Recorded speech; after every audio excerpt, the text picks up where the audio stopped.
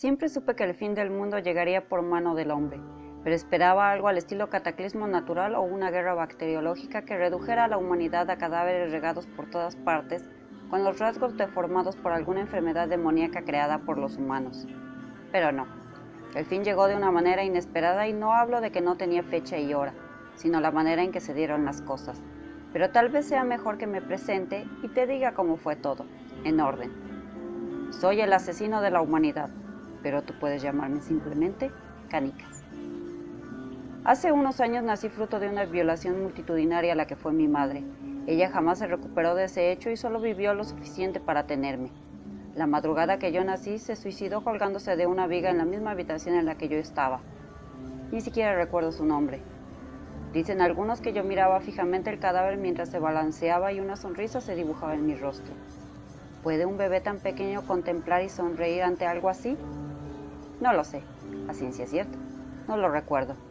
Ella solo tenía 15 años y sus victimarios nunca fueron atrapados, pues la justicia en su país era algo que estaba reservado a los poderosos, no a los humildes como ella. La gente del pueblo me evitaba como a la peste o peor. Decían que estaba maldito por la manera en que fui concebido y lo que pasó después. No me importaba mucho. Cuando empecé a reparar más en esa actitud fue cuando tenía unos 7 u 8 años. Incluso algunos de los otros niños más grandes que yo llegaron a golpearme salvajemente. En una ocasión uno me arrojó una piedra bastante grande que golpeó mi cabeza y yo caí inconsciente. Al despertar era noche cerrada y yo no sentía ningún malestar a pesar de que me daba cuenta de mis heridas, que el golpe podría haberme matado. Lo que sí sentía era confusión. No sabía dónde estaba o a dónde debía dirigirme. Vagué toda la noche y la mañana despuntaba en el horizonte cuando hallé la carretera y comencé a seguirla. Un auto se detuvo junto a mí. La mujer que iba al volante se asustó al verme tan herido y me llevó con ella hasta un hospital. En ese lugar me revisaron y me dieron tratamiento. Oculté el hecho de que no sentía ningún dolor. No quería convertirme en la investigación de ningún doctor. El dolor lo fingía cuando era necesario. Cuando me dieron de alta fui a parar a una casa hogar que a efectos prácticos es un orfanato, solo que con un nombre distinto. Aquí podría haber hablado del lugar del que venía, pues ya recordaba todo, pero nada me ataba ahí, excepto una sensación ardiente al fondo de mi cabeza, como si un cerillo estuviera prendido ahí. No sabía qué era, hasta unos años después. En la casa hogar me regalaron una bolsa de canicas con las que jugaba con los otros niños. La mayoría eran tranquilos, aunque de vez en vez aparecía un buscapleitos. Los asesores del lugar procuraban meterlos en cintura, pero ellos no siempre estaban enterados de todas las fechorías de estos. Hubo uno particularmente perverso que gustaba de molestar por igual niños y niñas. Tenía unos 12 años. Una tarde, casi noche, lo encontré jaloneando a una niña de unos 5 años en la parte más alejada del patio donde los arbustos crecían muy frondosos. Mientras lo observaba le tiró del pelo y le levantó la falda con la otra mano. Ella trató de gritar, pero él arremetió con un puñetazo que la mandó al piso y ahí se quedó. En aquel entonces no comprendía muy bien qué es lo que ese chico quería hacerle, pero intuía que no era algo bueno, así como intuía que los demás no eran como yo. Los demás sí sentían dolor. El cerillo de mi cabeza empezó a llamear y sentí mucha rabia y odio. Tomé mi bolsa de canicas que contenía varias de gran tamaño y me acerqué sigiloso hasta él, mientras se inclinaba sobre la niña para sacarle la ropa interior. Un paso, otro paso. Admiré un segundo su espalda regodeándome en el hecho de que no me había detectado, y cuando al fin lo hizo, volteó solo para ver cómo la bolsa de canicas se estrellaba contra su pómulo. Hasta me pareció escuchar un crujido. Se le reventó la piel y sangraba, a la vez que ésta se hinchaba y amorotaba por momentos. Lo arrastré más profundo entre la maraña de ramas a un rincón entre la barda de piedra y los arbustos. Benditos arbustos. Le quité las agujetas de sus tenis y con ellas le amarré los pies y las manos por detrás de la espalda. Tomé un puñado de hojas y se las metí en la boca para que no pudiera gritar. Luego fui donde la niña. Le acomodé la ropa y la cargué hasta la casa, donde los asesores se espantaron al verla y me preguntaban a gritos qué había pasado. Yo les conté la verdad, a medias. Solo omití dónde estaba aquel pervertido. Dije en cambio que al verse descubierto salió corriendo, trepó un árbol y brincó la barda. No era la primera vez que lo hacía. Atendieron a la niña y como el gamberro no regresaba, se dio aviso de su escape. Entretanto, esa noche me levanté de mi cama y fui a donde lo había dejado. Ahí seguía tendido. La tierra alrededor de él se veía algo revuelta, como si hubiera tratado de escapar, pero no pudo. Respiraba con dificultad y la espera le había dejado pálido y sudoroso. No sabía cuándo había despertado, pero si tenía miedo, hacía bien. Me senté sobre su pecho a observarlo y él me miraba furioso como si quisiera gritar: «Cuando me desates, te voy a matar». Así que le susurré en la oscuridad: «Yo te mataré primero». Abrió mucho los ojos y en un impulso le clavé las uñas en las cuencas, tratando de hacerme con los ojos. Se retorcía mucho debajo de mí, pero al final le arranqué ambos ojos. Los sostuve en mis manos. La luz lunar les daba un aspecto hermoso y los admiré un largo tiempo.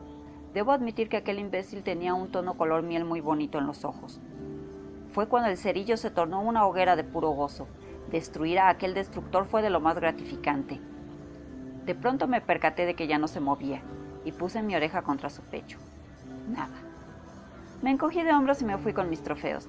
Al paso de los días la peste hizo que lo encontraran, y yo conservé sus ojos en un frasco vacío de mermelada lleno de alcohol por un corto periodo, hasta que empezaron a pudrirse y deformarse. Los arrojé por el inodoro pensando que hubiesen sido unas canicas maravillosas de poderse conservar. El tiempo avanzó y trabajé mucho para ir a la escuela. Y al llegar a la facultad de medicina empecé a buscar una forma de conservar los ojos en un estado duro que me permitiera su manipulación constante y que nunca se echaran a perder. Experimenté mucho. Y muchos fueron mis conejillos de indias. Hasta perdí la cuenta.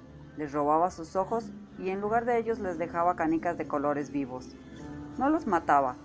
A veces se morían solos. Y la prensa me llamó el colector de ojos. Pero prefiero simplemente canicas. Me gustan mucho los ojos y las canicas. Aunque nunca creí que la destrucción llegara por ahí, pero así fue. Llegó rodando como una canica pendiente abajo. Al final inventé un procedimiento que volvía duros los ojos y los asemejaba mucho a ojos de vidrio, pero eran reales. Entonces el fuego que ardió siempre en mi mente me impulsó a volver al pueblo donde me crié, y supe el nombre de esa llama que ardía dentro de mi cabeza: venganza. Llegué de noche. No había muchas casas. Todo había ido de mal en peor y la gente había menguado mucho. Eso facilitó las cosas. Fui de casa en casa arrancando los ojos de todos. No dejé a nadie en posesión de la vista y huí a los cerros con mis valiosas canicas y las sometí al proceso de durabilidad. Me oculté en una cueva oscura que apestaba como una tumba destapada. Estuve trabajando ahí largas horas hasta que terminé de someter todos los ojos al procedimiento. Sonaban como canicas cuando se entrechocaban y las metí en una bolsa de terciopelo. Fue cuando me pareció oír una respiración al fondo de la cueva. Me quedé quieto tratando de ubicar qué era lo que había oído, y un susurro llegó hasta mí.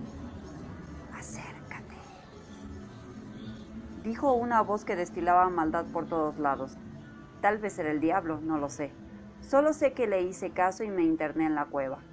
Llegué hasta un amplio salón cavado en la roca viva y de las paredes se desprendía una luminosidad tétrica de color verdoso, como el de los fuegos fatuos.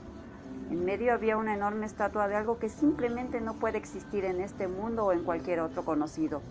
La estatua tenía huecos redondos por toda la zona que supuse sería la cabeza, y algo pareció tirar de mí.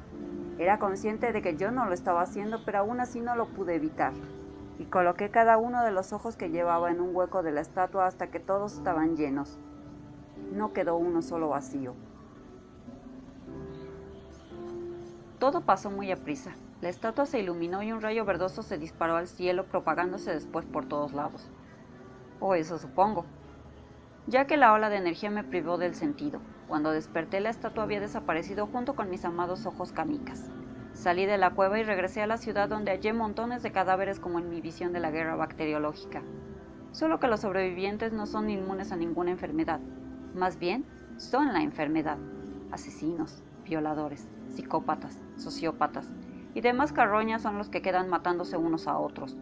He deambulado por esta ciudad largas semanas y me he enfrentado a un par de sobrevivientes a los que maté, pues querían hacer lo mismo conmigo. Luego he desandado mis pasos para volver a la cueva en busca de algo que explique este suceso. Nada, no he encontrado nada. Me topé con algunos sobrevivientes que no saben por qué lo son, pues llevaban vidas normales hasta el día en que encontré la estatua, y estoy seguro de que se preguntan ¿por qué? La respuesta es simple: son como yo, obsesos que no vacilan en satisfacer sus deseos por el medio que sea. aunque eso implique matar. ¿Qué será del mundo a partir de ahora? Eso tampoco lo sé. Pero seguro que no será nada bueno si todos somos maldad pura. ¿Y tú? ¿Qué estás leyendo esto que dejé tirado en la cueva de la estatua? ¿Qué clase de obsesión tienes?